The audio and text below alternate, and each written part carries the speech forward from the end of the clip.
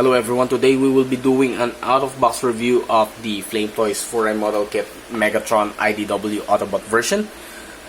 And to start off, we will be checking out what comes with the box. Actually, what's left is this manual and these two open hands. And that's it. So in terms of the build quality of this model kit, it's actually pretty solid. I was not expecting it to be this good, and it only took me 3 hours, 3 to 4 hours from building to panel lining to sticker application. And in terms of the uniqueness of the model kit itself, it's close to looking like a Gundam, so that's what I like about it. And also I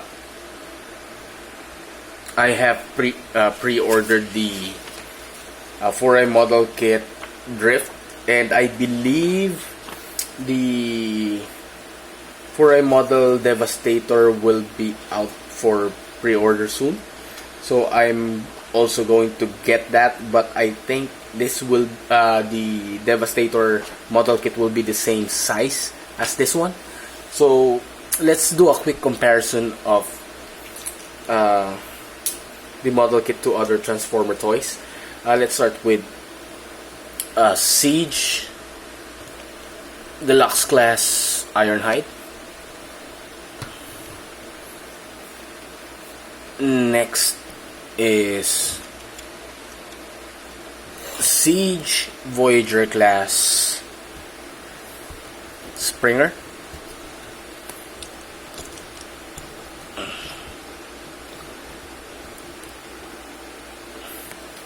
So they're kind of the same height.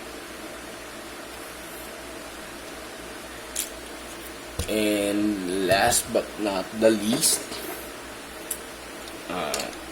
Generations Jetfire. This will be the leader class one. Okay. So, going back to the model kit itself, it's pretty nice and pretty solid, if you ask me. I have seen some people doing the Wobble Test with their MP44 Optimus Prime, so let's do it with my Megatron as well. As you can see, the joints are holding on pretty good, especially with the elbow section and the knee section. It's really solid. So for me, when buying toys, the first thing that I am looking for is the joints. I'm sorry. If it doesn't come loose that fast, then it's a must buy for me, especially for model kits.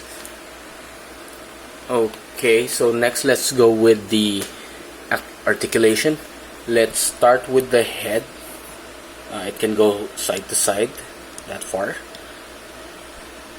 It can look down to that much, look up to that much. Arms and shoulders can go that high. With the elbows, it's actually double jointed, so you can get a nice articulation there. The chest is in a ball joint, so you can move it forward or back that much, and then left to right. With the waist, it doesn't have it's not connected to a ball joint, so it can only go sideways, left to right. And this waist section I mean, is actually articulated. You can move it up or down slightly. Same goes with the left one. I would really recommend that when you try to build this model kit, I would recommend that you glue these small red parts. It's quite loose in my opinion, and also I have lost this bottom one when I was building it, and it took me 2 days to find it. And so you need to glue that or use a clear nail polish to make sure that it doesn't quite come off easily. Okay, next will be the leg articulation. It can go to that high, backwards,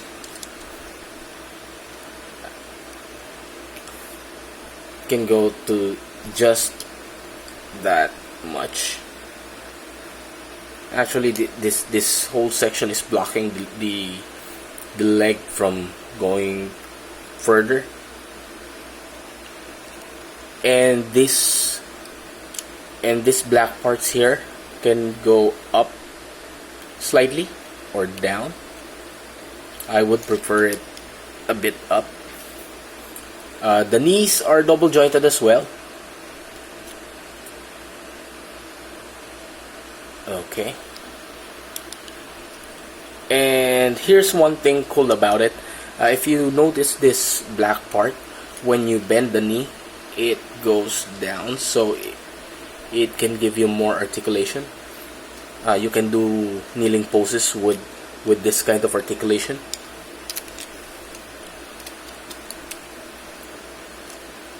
With the foot, there's a separate articulation for the front and the back.